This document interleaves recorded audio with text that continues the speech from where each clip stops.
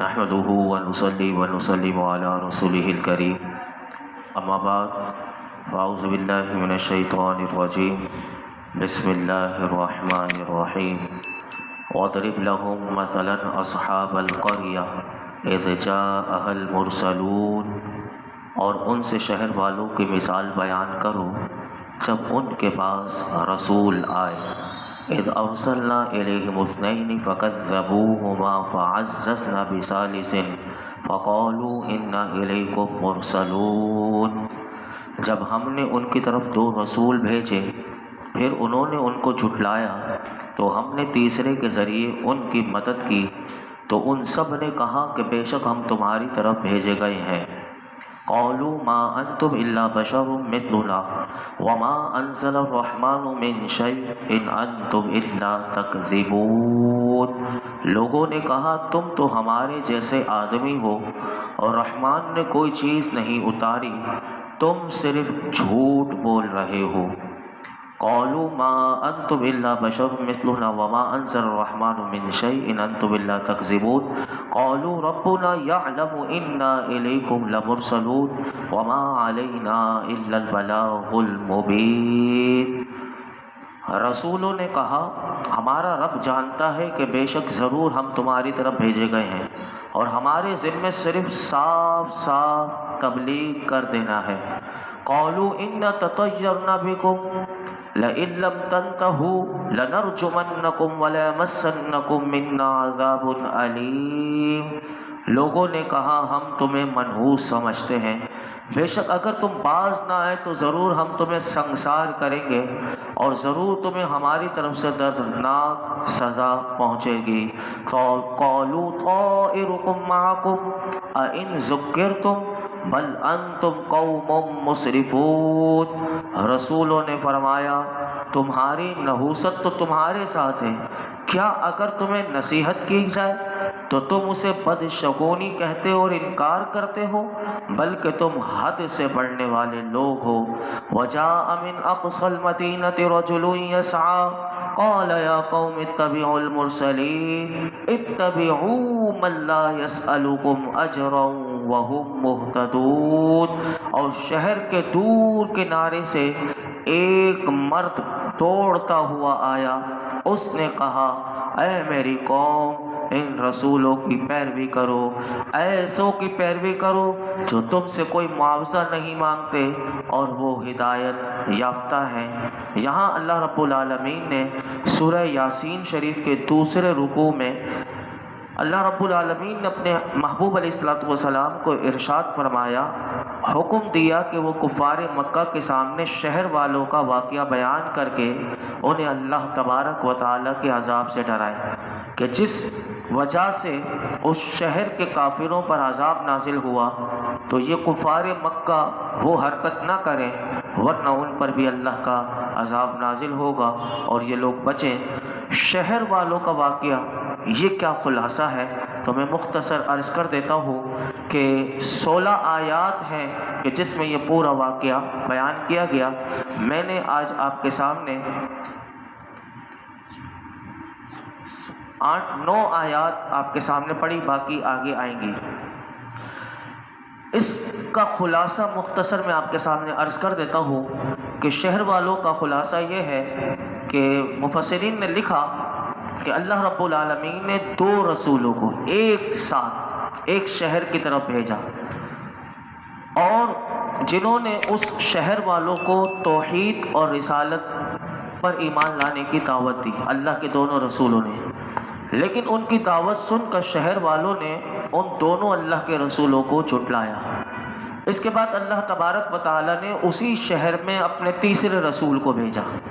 اب ان تینوں، یہ جو تیسرے رسول آئے یہ دونوں کی مدد کے لیے آئے، تو اب یہ تینوں نے مل کر اپنی قوم کو ارشاد فرمایا کہ ہم تمہاری طرف اللہ کی طرف سے رسول بنا کر بھیجیں گے، لیکن قوم نے اس بات کو تسلیم کرنے کے بجائے وہی اعتراض کیا جو پیچھے بھی آپ سنتے ہوا ہے، ہر قوم نے یہی اعتراض کیا، اور آج بھی ایسے اعتراض کرنے والے فرقے پائے جاتے ہیں کہ جو رسولوں کے بارے میں، جو نبی کے بارے میں ایسی باتیں کرتے ہوئے نظر آتے ہیں۔ ان میں سے اکثر نے یہ اعتراض کیا کہ اپنے رسولوں پر یہ اعتراض ان کا یہ تھا کہ تم تو ہمارے جیسے انسان ہو، لہٰذا تم کیسے خدا کے رسول ہو سکتے ہو؟ یعنی ان کافروں کے اعتقاد کے مطابق رسول جو ہے اللہ انسانوں میں سے نہیں بلکہ فرشتوں میں سے ہونا چاہیے تھا، یہ ان کا خیال تھا۔ اور یہ چونکہ انسان تھے اس لیے ان کے نزدیک انسان رسول نہیں ہو سکتے۔ اس کے ساتھ کافروں نے یہ بھی کہا کہ اللہ رب العالمین نے کچھ نازل نہیں کیا، یعنی وہ جو وحی لے کر آئے تھے بالکل انکار کر دیا۔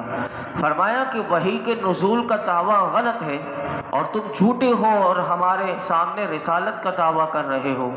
انہوں نے سخت لہجے میں رسولوں کو ان کے ساتھ توہین آمیز گفتگو کی، لیکن پھر بھی اللہ کے رسول دیکھیے کہ قرآن بتاتا ہے کہ انہوں نے سخت الفاظ کا جواب سختی سے دینے کے بجائے بڑا خوبصورت انداز میں جواب دیا کہ ہمارا رب جانتا ہے کہ یقیناً ہم خدا کے رسول ہیں، اور مزید یہ بھی کہا کہ جان لو کہ ہماری صرف یہ ذمہ داری ہے کہ ہم تم تک اللہ کا پیغام واضح طور پر پہنچا دیں۔ اس کے جواب میں آگے سے قوم نے کہا کہ ہم تمہیں منحوس سمجھتے ہیں۔ اب دیکھیے اللہ کے رسولوں کو منحوس کا لفظ انہوں نے استعمال کیا، لہٰذا پھر قوم نے کہا کہ اگر تم اپنی اس تبلیغ سے باز نہ آئے تو ہم تمہیں سخت سزا دیں گے اور تمہیں پتھر مار مار کر ہلاک کر دیں گے۔ اب دیکھیے ایک نصیحت کرنے والے کے ساتھ یہ توہین آمیز سلوک ان کی طرف سے کیا جا رہا ہے۔ اس کے بعد ان رسولوں نے انہیں کہا کہ ہمیں منحوس قرار نہ دو، نحوست کیا ہوتی ہے؟ تو انہوں نے انہیں سمجھایا، فرمایا کہ نحوست تمہارے کفر اور تمہاری گمراہی و ضلالت کی صورت میں تمہارے ساتھ موجود ہے۔ یہ سب سے بڑی نحوست کفر کرنا ہے، گمراہی غلط راستے پر ہونا یہ سب سے بڑی نحوست ہے۔ اور فرمایا ان رسولوں نے کہ ہمیں منحوس قرار نہ دو کہ تمہاری نحوست تمہارے کفر و ضلالت کی صورت میں تمہارے ساتھ موجود ہے۔ کیا تم لوگ ہمیں اس لیے پتھر مارو گے کہ ہم نے تمہیں صحیح بات سمجھانے کی کوشش کی؟ اگر یہ بات ہے تو تم حد سے بڑھنے والے لوگ ہو۔ ابھی یہ مکالمہ رسولوں کی طرف سے قوم سے چل رہا تھا کہ ان رسولوں کو شہید کرنے اور ایذا پہنچانے اور ان کے پیغام کو نہ ماننے پر تلی ہوئی تھی یہ قوم۔ تو اسی دوران ایک مرد مومن آیا۔ اب دیکھیے یہ ہوتے ہیں مرد مومن کہ جو حق بات جب کرنے کا وقت ہو تو حق بات کرنے کے لیے سامنے آ جائے۔ تو قرآن نے اسے مرد کہا، تو فرمایا کہ ایک مرد مومن تک وہ بات پہنچی، وجا من اقصى المدینہ۔ فرمایا کہ جو پہلے سے ہی مومن تھا، مفسرین فرماتے ہیں یا ان رسولوں سے ان کی پہلے ملاقات اس مرد مومن کی ہو چکی تھی، تو اس کے بعد یہ مسلمان ہوا تھا۔ اب وہ یہ شہر کے کنارے پر رہتا تھا اور یہ اللہ کے رسول کی تائید اور اپنی قوم کو سمجھانے کے لیے بھاگا ہوا آیا اور ان سے کہنے لگا کہ ان رسولوں کی پیروی کرو۔ ان کی حقانیت کی سب سے بڑی دلیل یہ ہے کہ یہ اللہ کا جو پیغام تمہیں پہنچا رہے ہیں، اس پیغام پہنچانے میں ان کا کوئی دنیاوی مفاد نہیں ہے، یہ تم سے کوئی معاوضہ مانگنے نہیں آئے اور یہ ہدایت یافتہ ہیں۔ ان کی باتوں پر غور تو کرو کہ ان کی باتیں معقول ہیں اور سمجھ میں آنے والی ہیں، ایسی بھی کوئی باتیں نہیں کر رہے کہ سمجھ میں نہ آ رہی ہو۔ یعنی اپنی قوم کو اس مرد مومن نے اس انداز سے سمجھایا۔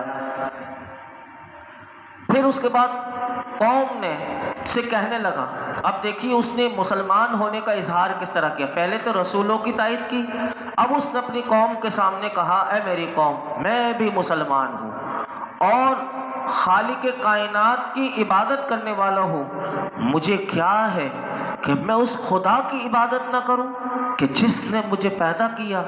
میں اس کے علاوہ ایسے بتوں کو معبود بناؤں کہ جن کی سفارش مجھے کوئی نفع نہیں دے سکتی اور وہ اس وقت مجھے بچا نہیں سکتے جب خدا مجھے نقصان پہنچانا چاہے؟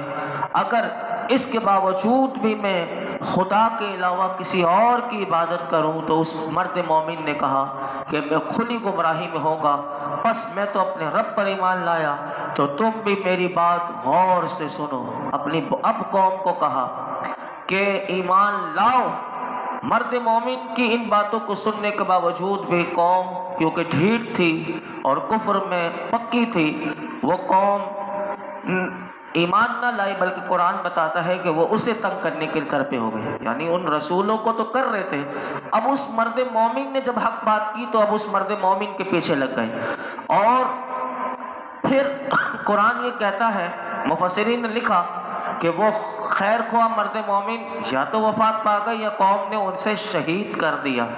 اور بعد وفات فرشتوں کی زبان جو اس نے کہا، اللہ نے وہ بھی قرآن میں بتایا کہ اس مرد مومن کو جب شہید کر دیا گیا تو اس مرد مومن نے جو کہا، اب دیکھیے یہ ہے اللہ کا کرم کہ کیا بات ہوتی ہے، وہ بھی قیامت تک کے لیے قرآن میں بیان کر دی گئی. یہ ہے ایمان کی طاقت، دیکھیں یہ ہے ایمان. اللہ اکبر.